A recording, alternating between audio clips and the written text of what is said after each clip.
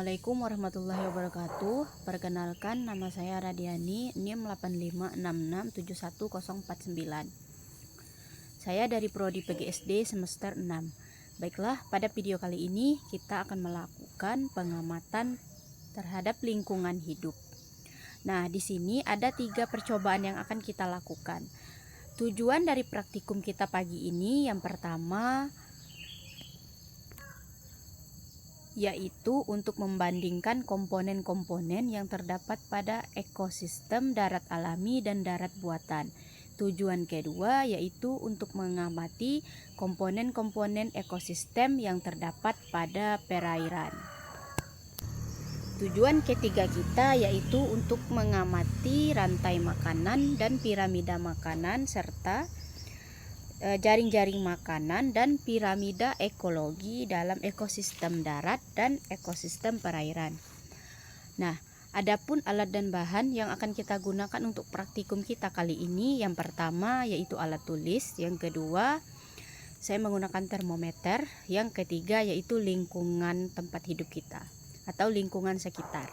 Berikut beberapa pengamatan yang akan kita lakukan. Ya, ini yang pertama kita akan melakukan percobaan pertama yaitu mengamati komponen-komponen ekosistem pada darat, yaitu darat alami seperti hutan atau tempat di belakang rumah saya. Di sini ada banyak sekali jenis tumbuhan dan begitupun juga dengan hewan.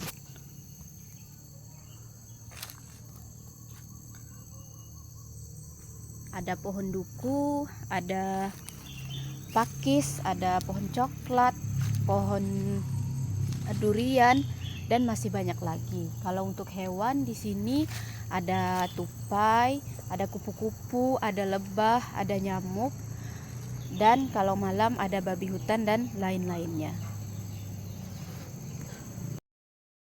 Lanjutkan percobaan kita pada ekosistem darat. Yang tadi adalah ekosistem darat alami. Nah, sekarang saya berada di perkebunan kelapa sawit yang kira-kira luasnya 1 hektar lebih.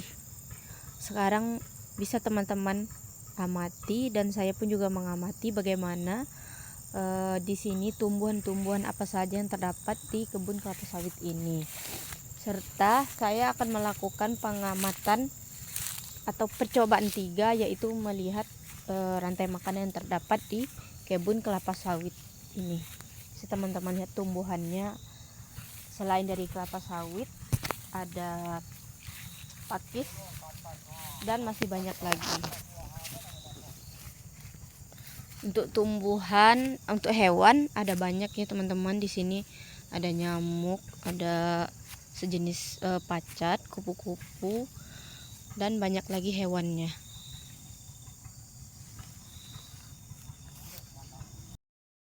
Teman-teman, pada percobaan kedua kita akan mengamati ekosistem perairan pada bendungan di tempat saya. Kita akan mengamati di sini berbagai jenis tumbuhan dan hewan yang hidup di dalam air ataupun yang hidup di sekitar air. Di sini banyak sekali ya teman-teman hewan-hewannya, dan juga dulu banyak sekali terdapat ikan di sini, tapi sekarang hanya tinggal nama. Nah, inilah penampakan waduknya. Bendungan ini berdiri pada tahun 2004. Banyak sekali tanaman yang tumbuh di sini seperti yang terlihat di kamera saya.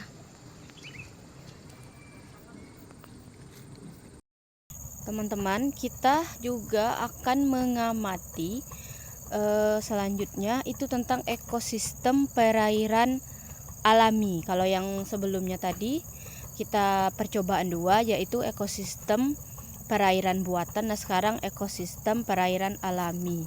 Di sini saya berdiri tepat di tepi sungai Batanghari. Nah, bisa teman-teman perhatikan sungai Batanghari ini luas ya, membentang dari Jambi, mengaliri sampai seluruh kabupaten yang ada di Jambi. Itu ada sungai Batanghari, sungai terpanjang di provinsi Jambi. Nah, sangat luas sekali cakupan Sungai Batang hari ini, teman-teman. Bisa teman-teman perhatikan. Nah, di tepi-tepi sungai ini ataupun di dalam-dalam sungai tentu sangat banyak hewan yang menetap. Dan untuk di pinggir-pinggir ada beberapa jenis hewan yang diternakkan di sini seperti kerbau dan sapi.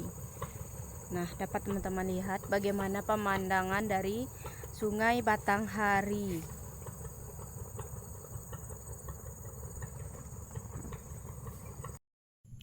Baiklah, dari beberapa pengamatan yang telah saya lakukan pada komponen ekosistem darat alami dan komponen ekosistem pada darat buatan serta komponen ekosistem pada perairan alami dan pada perairan buatan, didapatlah kesimpulan bahwa ternyata ekosistem yang terdapat pada lingkungan tempat hidup kita atau tempat tinggal kita, baik itu komponen ekosistem darat, baik itu komponen ekosistem perairan, itu mempunyai hubungan yang tak terpisahkan satu dan lainnya. Karena kenapa?